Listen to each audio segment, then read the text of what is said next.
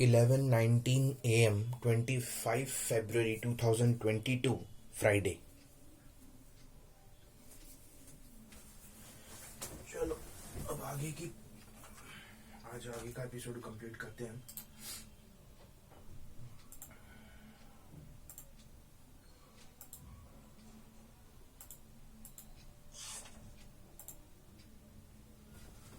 ठीक है,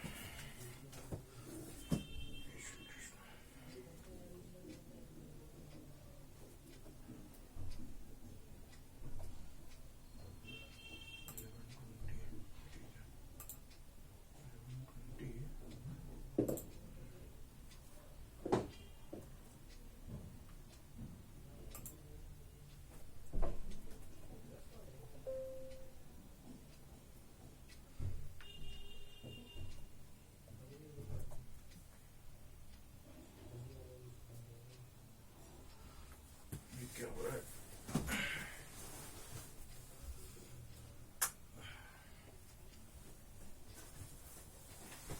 I again forget to do it here. Maybe.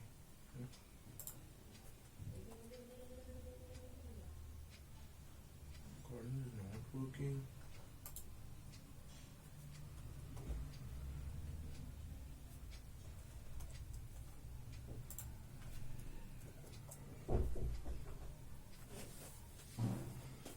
What is happening here?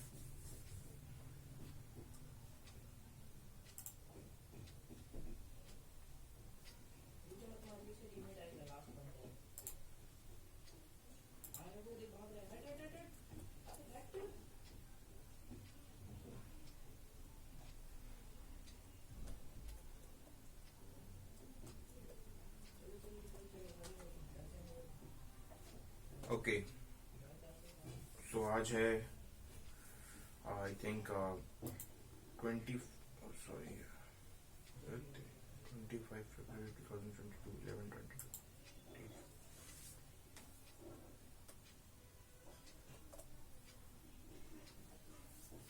सो आज है 25 February 2022 और 11:22 AM हो रहा है। कल चैप्टर में गलती से मैंने AM के बदले PM बोल दिया। ये गलती मेरे को सुधारनी पड़ेगी, वरना ना टाइम बोलने का कोई मतलब नहीं है। खैर, आज मैं आ गया हूँ एक नया कंटिन्यू करना है ना हमने कृष्ण की ओर बुक कंप्लीट करनी है।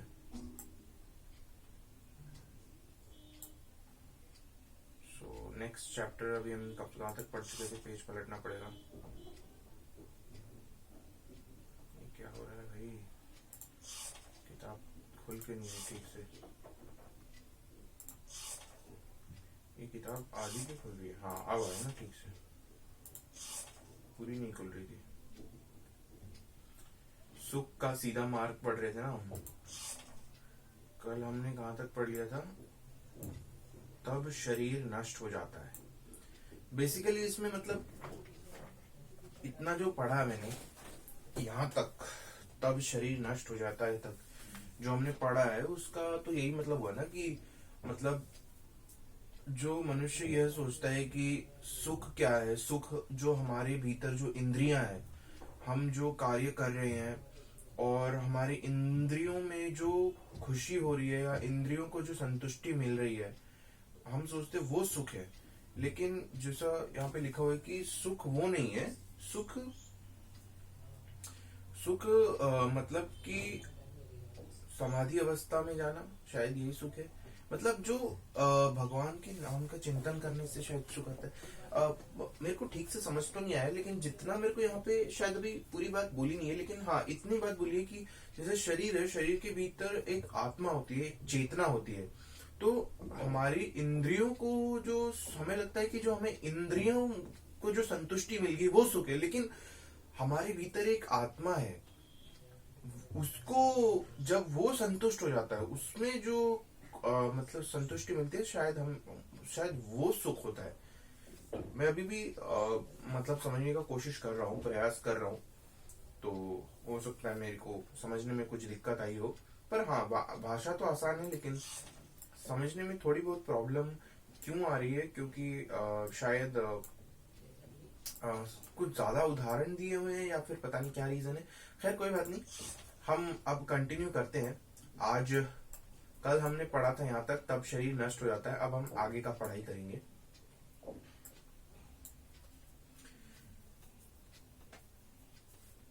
इसका तात्पर्य यह हुआ कि यदि आत्मा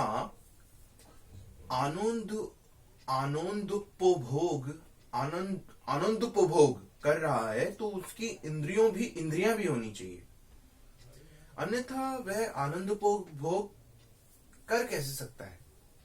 वेद इसकी पुष्टि करते हैं कि यदि आत्मा अणु के समान सूक्ष्म है, तथापि वही वास्तव में आनंद का भोगता है। आत्मा को नापना तोलना संभव नहीं है, किंतु इसका अर्थ यह नहीं है कि आत्मा का कोई परिमाण नहीं है। जो पदार्थ हमें एक बिंदु से अधिक न लगे, जिसकी कोई लंबाई चौड़ाई भी दिखाई न दे, उसे भी यदि हम अणुवीक्षण यंत्र से देखें तो उसमें हमें लंबाई और चौड़ाई दोनों दिखाई देगी। इसी प्रकार आत्मा का भी अपना परिमाण होता है, पर हम उसका अनुभव नहीं कर सकते। जब हम कोई वस्त्र खरीदते हैं तो उसे शरीर के अनुरूप बनाया जाता है। आध्यात्मिक स्फुलिंग का भी आकार होना चाहिए, अन्यथा यह कैसे हुआ कि उसे धारण करने के लिए भौतिक शरीर विकास हुआ। निष्कर्ष यह है कि दिव्य आत्मा निर्विशेष नहीं है, यह अर्थात में एक व्यक्ति है। ईश्वर एक वास्तविक पुरुष है और उनका सूक्ष्म अंश होने के कारण आत्मा भी एक व्यक्तित्व है। यदि पिता में निजी स्वरूप और विशिष्टता है, तो पुत्र में भी ये अवश्य होंगी, और यदि पुत्र में ये है, तो हम निश्चित रूप से कह सकते हैं कि पिता में भी ये होंगे। अंततः यह कैसे हो सकता है कि भगवान की संतान होकर अपने स्वरूप और विशिष्टता को तो स्थापित करें, अपने परमपिता भगवान में उनको नकारे। क्या बोल रहा है ये? यह यथार्थ में एक व्यक्ति है। ईश्वर एक वास्तविक पुरुष है और उनका सूक्ष्म अंश होने के कारण आत्मा भी एक व्यक्तित्व है। अच्छा, यदि पिता में निजी स्वरूप और विशिष्टता है, तो पुत्र में भी ये अवश्य होंगे, और यदि पुत्र में ये है, तो हम निश्चित रूप से कह सकते हैं कि पिता में भी ये होंगे। अतः यह कैसे हो सकता है कि भगवान की संतान होकर हम अपने स्वरूप और विशिष्टता को तो स्थापित करें और अपने परमपिता भगवान में उनको नकारे। अतिनिंद्रियम शब्द का अर्थ यह है कि यथार्थ आनंद या सुख का अनुभव करने के लिए हमें इन भौतिक इंद्रियों के परे जाना होगा। रमनते योगी ननंते सत्यानंद रमनते या रमनते योगिनो ननंते सत्यानंद चिदात्मनि। जो योगी आध्यात्मिक जीवन के अभिलाषी हैं, वे भी अपने अंतःकरण में स्थित परमात्मा पर चित्त को एकाग्र करके सुखानुभव करते हैं। यदि कोई आनंद न हो, कोई सुख न हो, तो इंद्रियों को नियंत्रण में रखने के लिए इतना कष्ट उठाने की क्या आवश्यकता है? इतना कष्ट उठाने में योगी जन किस प्रकार का आनंद अनुभव करते हैं? यह आनंद अनंत है। वह कैसे? आत्मा शाश्वत है और परमेश्वर भी शाश्वत है, अतः उनमें होने वाला परस्पर प्रेम का आदान प्रदान भी शाश्वत है। जो मनुष्य वास्तव में बुद्धिमान है, वह अस्थिर भौतिक शरीर जवित इंद्रियां सुख से दूर रहकर अपने सुख को आध्यात्मिक जीवन में स्थित करेगा। परमेश्वर के साथ आध्यात्मिक जीवन में यह सम्मिलन ही रासलीला कहलाता है। हमें हमें वृंदावन में गोपियों के साथ हमें वृंदावन में गोपियों के साथ हमें वृंदावन में गोपियों के साथ श्री कृष्ण की रासलीला के विषय में प्राय सुना है हमने। यह लीला भौतिक शरीरधारियों के बीच होने वाली साधारण विनिमय जैसी नहीं है। यह वस्तुतः दिव्य देहों द्वारा व्यक्त होने वाले भावों का विनिमय है। इस रहस्य को समझने के लिए मनुष्य को थोड़ा सा बुद्धिमान होना आवश्यक है, क्योंकि यथार्थ सुख को न जानने वाला मूर्ख व्यक्ति इस भौतिक जगत में ही सुख खोजता है। भारत में एक कथा है कि एक व्यक्ति को यह भी नहीं पता था कि गन्ना क्या होता है। उसे केवल इतना बताया गया था कि गन्ना चूसने में बहुत मीठा होता है। उस व्यक्ति ने पूछा, अरे गन्ना देखने में कैसा होता है? तो किसी ने कहा, गन्ना देखने में बांस के डंडे के समान होता है। बस यह सुना ही था कि वह मूर्ख आदमी हर प्रकार के बांस के डंडे को चूसने लगा। परंतु इससे उसे गन्ने की मिठास का अनुभव कैसे हो सकता था? इसी प्रकार हम भी सुख और आनंद प्राप्त करने का प्रयत्न कर रहे हैं, पर हम मूर्खता पूर्वक इस भौतिक शरीर को चूस कर उन्हें प्राप्त करने की कोशिश कर रहे हैं। इसलिए तनिक भी सुख और आनंद नहीं मिलता। कुछ क्षणों के लिए उसमें अल्प सुख और आनंद का आभास हो सकता है, परंतु यह वास्तविक सुख नहीं है, क्योंकि वह अस्थायी है। वह आतिशबाजी के खेल जैसा है, जो आकाश में क्षण भर के लिए बिजली की तरह दिखाई दे सकता है, परंतु वास्तविक बिजली तो इससे परे है, क्योंकि साधारण मानव यह नहीं जानता कि सच्चा सुख क्या है, इसीलिए वह सच्चे सुख से विचलित हो जाता है।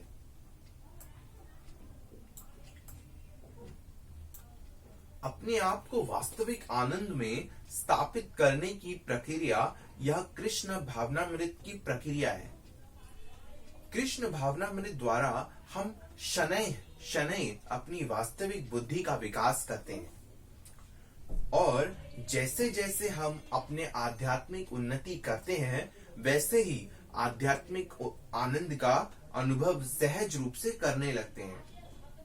जैसे जैसे हमें आध्यात्मिक आनंद का आस्वाद आने लगता है, वैसे ही हम भौतिक आनंद को उसी अनुपात में विरक्त होने लगते हैं। जब हम परम सत्य को समझने में प्रगति करते हैं, तो स्वाभाविक रूप से ही हम इस झूठे सुख से विरक्त होने लगते हैं। कोई मानव अगर किसी न किसी प्रकार कृष्ण भावनामृत की उस स्थिति पर पहुंच जाता है, तब परिणाम क्या होता है? नेक्स्ट पेज पलटता हूं।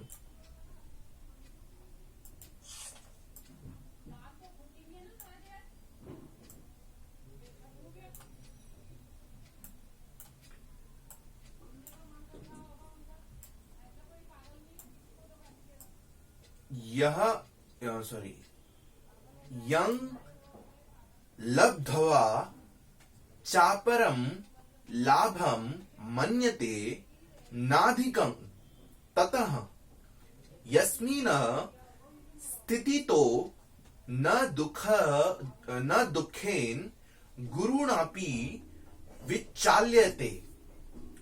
इस सुख को प्राप्त करके साधक फिर किसी और सुख को बड़ा नहीं समझता है। उस स्थिति में स्थिर होने पर वह बड़े बड़े से दुख में विचलित नहीं होता है। मनुष्य ऐसे स्तर पर पहुंच जाता है, तब उससे अन्य उपलब्धियां तुच्छ प्रतीत होने लगती है।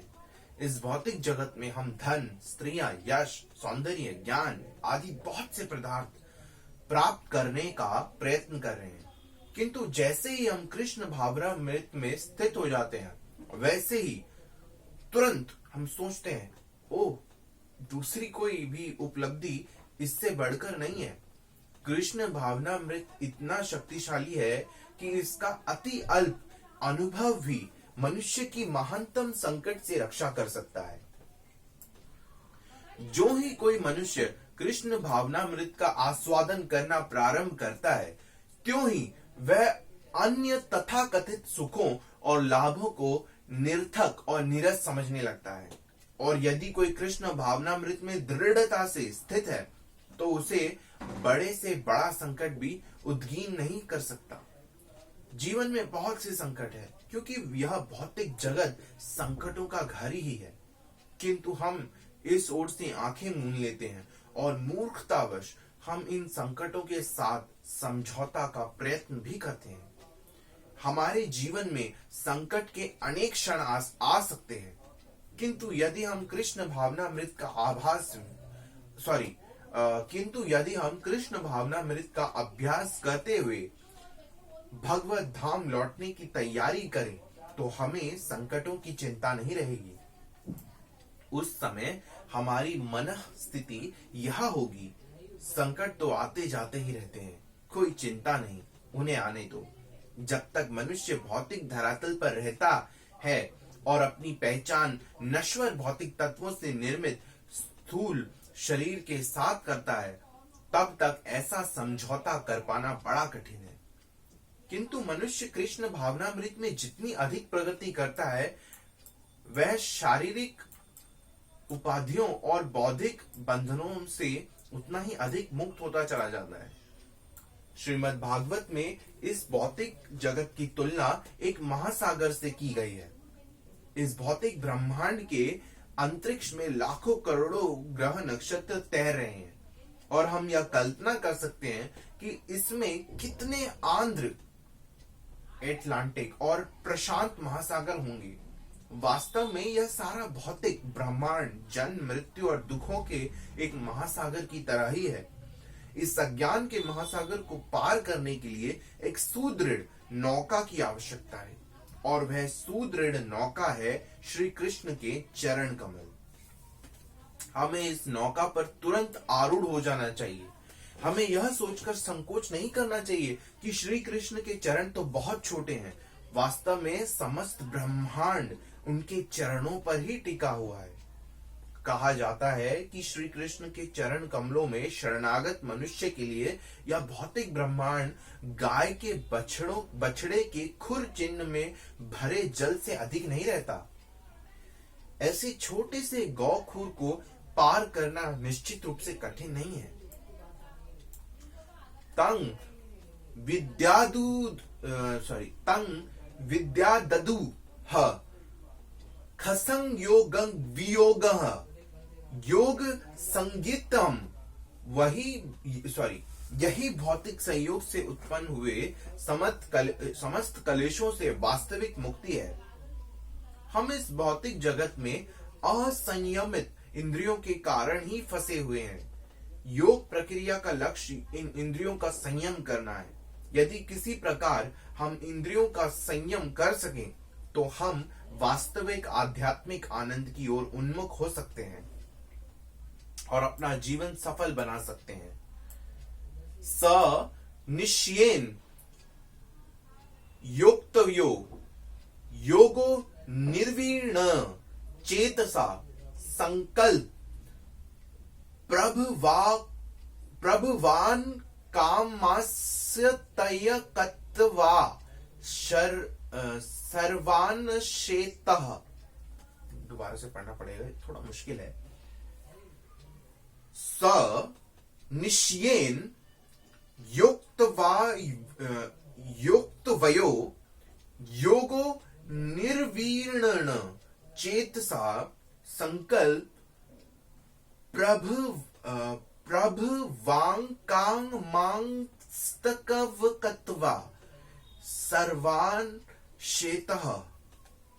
नहीं क्या है, पढ़ता हूं इसका मीनिंग। और भी लिखा हुआ है।